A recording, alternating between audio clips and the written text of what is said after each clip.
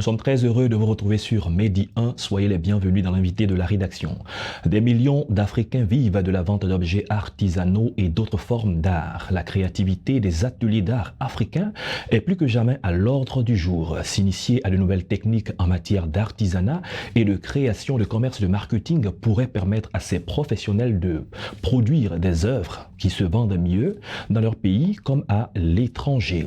Le développement du secteur artisanal africain est le sujet de cet entretien. Nous avons le plaisir de recevoir M. Tony Amalama Léon Alexandre. Bienvenue sur notre plateau. Merci.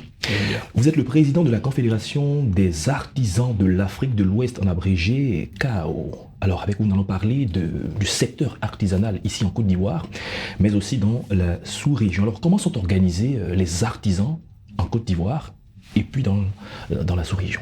J'avoue que je préfère CAO. CAO, très bien. CAO, ça fait belle chute. Pas de problème. Non, tactiquement, je veux dire qu'aujourd'hui, les artisans sont organisés donc en association, ensuite en fêtière.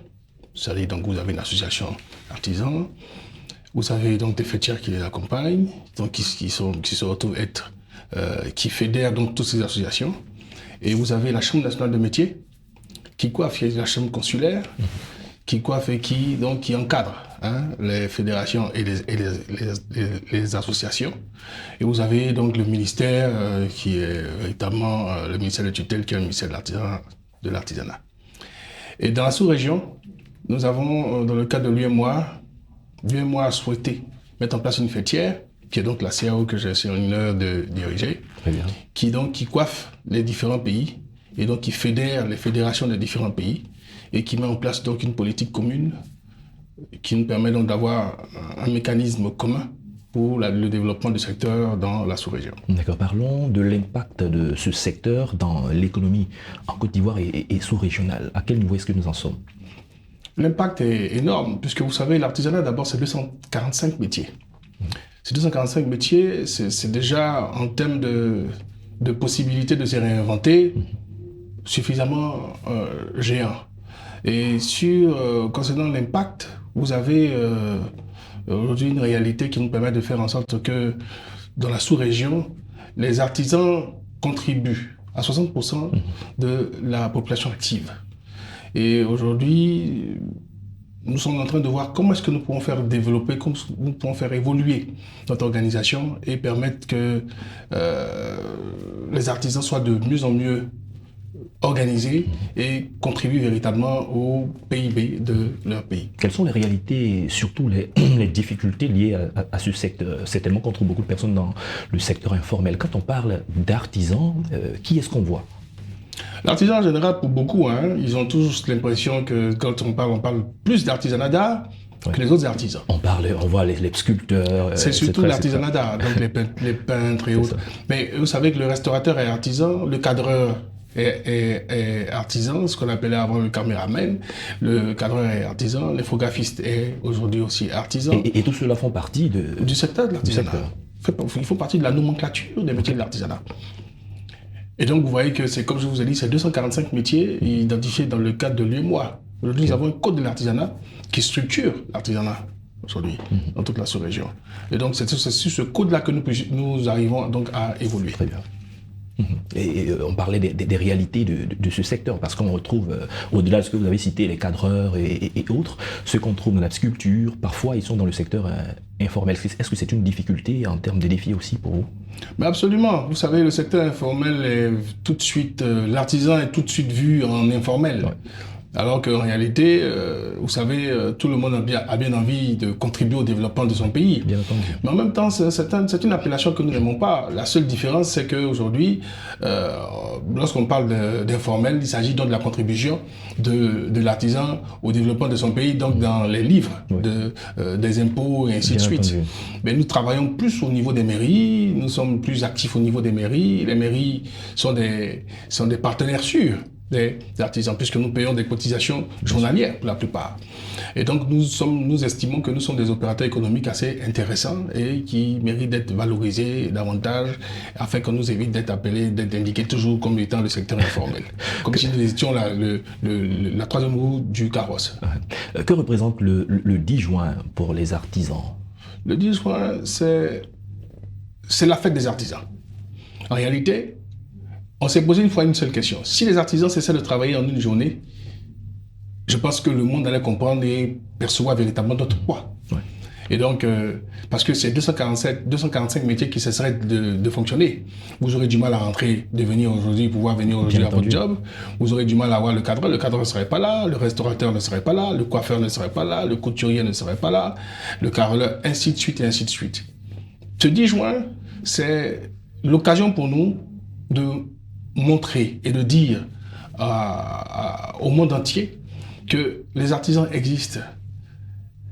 De la même façon, de la même manière que vous avez aujourd'hui, et je dirais à l'instar de la fête de la musique, nous aimerions réaliser la fête des artisans chaque année à la même dimension. Parce que nous sommes aujourd'hui stigmatisés, nous sommes toujours montrés du doigt en disant que c'est le secteur informel, le secteur qui ne contribue pas véritablement au développement de l'Afrique, alors qu'en réalité, nous sommes tous artisans. Nous sommes tous à la base artisans. Même pour devenir industriel, il faut être d'abord artisan parce que l'artisanat est la graine de l'industrie. Donc nous sommes à la base de beaucoup de réalisations. D'accord. Comment est-ce que vous avez marqué ce 10 juin pour cette édition 2023? Pour cette édition, nous serons au Cava, pour la Côte d'Ivoire. Nous avons invité nos frères de l'Angola pour nous accompagner ce jour-là. Et nous allons donc fêter et distinguer nos pionniers.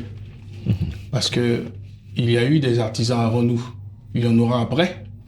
Et il faut déjà reconnaître le travail colossal qui a été abattu par les anciens et contribuer à mettre à jour, je dirais, les données et mettre à jour les esprits afin qu'ils comprennent que le flambeau est en train d'être passé, de sorte que les artisans du moment puissent continuer le travail qui a déjà commencé depuis des années. Tout à l'heure, vous avez dit que les artisans contribuent d'une manière ou d'une autre de façon très très considérable au PIB, à l'économie de la Côte d'Ivoire et même de l'Afrique. Partout, on trouve des artisans, ils contribuent. Et il y a un grand projet qui est initié ici en Côte d'Ivoire, une ville artisanale. De quoi est-ce qu'il est question? C'est un projet suffisamment structurant, c'est un projet qui permet de retrouver sur un seul espace, donc sur 325 hectares, de retrouver tous les artisans, tous les corps de métier. Tous les corps de métier seront représentés de façon structurée par des blocs. Vous allez avoir les 247 métiers représentés. 247 pavillons, vous l'avez dit. Avec des pavillons. Nous avons un institut qui s'appelle l'Institut Rokia, qui sera baptisé Institut International Polymétier Rokia Ouattara, qui va accueillir 247 pavillons. Ces 247 pavillons seront dédiés pour chaque métier. Et dans les différents métiers, nous aurons donc des sociétés, des structures qui viendront donc accompagner nos artisans et les rendre spécialistes. Parce qu'aujourd'hui, faire en sorte que nous puissions avoir des spécialistes par métier change toute la donne. Parce que nous allons avoir une main-d'œuvre plus adaptée, une main-d'œuvre beaucoup plus efficace et qui maîtrisera véritablement l'outil et qui mettra en adéquation les artisans et les industriels. Un projet qui est estimé autour de 150 milliards de 150 milliards de francs CFA. À quand est-ce que ce projet verra le jour de façon concrète? Dans un mois, nous allons poser la première pierre. Okay. Nous allons poser la première pierre. Nous espérons pouvoir le réaliser dans notre planning d'ici 2 ans. Nous aurons fini la réalisation de ce chantier-là. Donc, étape par étape. Avec un tel projet, quel est le positionnement de la Côte d'Ivoire dans la sous-région par rapport au secteur artisanal? La Côte d'Ivoire se positionne comme le leader. Le but, c'est de faire en sorte que nous puissions attirer le maximum d'investisseurs dans ce secteur d'activité, prouver que c'est un secteur qui est un secteur d'avenir et mettre en place vraiment je dirais, une plateforme africaine de développement qui mettra en exergue le savoir-faire africain et le savoir-faire ivoirien en particulier. Merci, Monsieur Tonia Manaman Léon Alexandre. On a eu du plaisir à échanger avec vous. Plaisir bien partagé. Nous rappelons que vous êtes le président de la Confédération des artisans de l'Afrique de l'Ouest. C'est la fin de cette émission. Merci à tous de l'avoir suivi. Bonne suite de nos programmes sur Média.